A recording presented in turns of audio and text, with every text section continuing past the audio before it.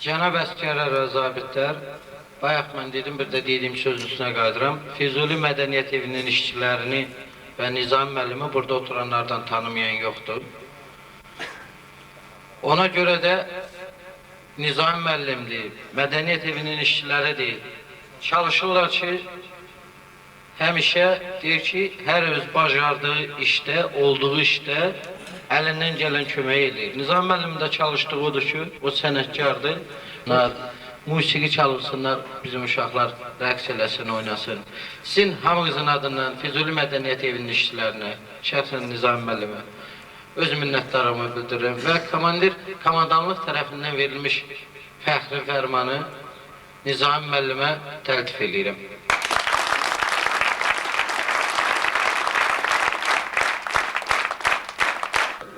İnanın ki, mənə, yəni, orta məktəbdə oxuyandan hələ, laf o birinci sinifdən, yəni burada yoldaşlarım var, birinci sinifdən hələ, müsabiqələrə getmişik, Bakıda iştirak eləmişəm. Bax, bu fəxri fərman, yəni bunun yox, bunun şəkildə demirəm, yəni belə fəxri fərmanlar çox almışıq. Bizim bu Eldar qardaşımızla qızıl medal almışıq, laureat olmuşuq. Nə bilim, çox söhbətlər, xaricdə oxumuşuq. Amma inanın ki, mən başqaları üçün deyərmərəm, mən öz kollektivim adından deyirəm. Mən öz musiqiçilərim adından, mədəniyyət şöbəsinin adından deyirəm ki, yəni bu verilən fəxri fərman indiyənə qədər verilənlərin hamısının başıdır. Mən belə qəbul edirəm. Ən alisidir. Bu fəxri fərman, yəni 702 Brigada komandiri Həmidov özü çox gözəl bilir və özü dəfələrlə deyib ki, bizim mədəniyyət işçiləri biz hara getmişik, bizlə vaham olublar. Bizim borcumuzdur. İndi isə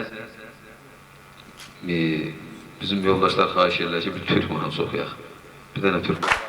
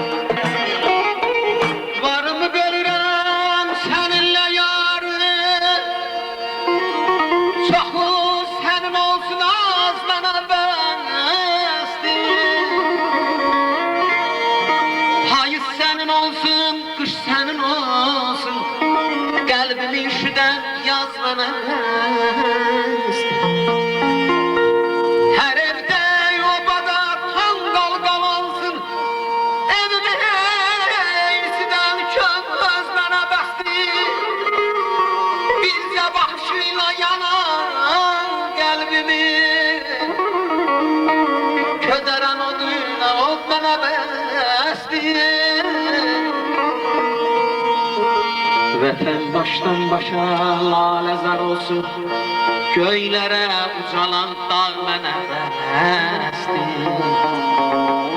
Aqil şükür eylə gündə min kərə, özüm becərdiyim bağ mənə bəsdir. Aman aman aman, bedad aman,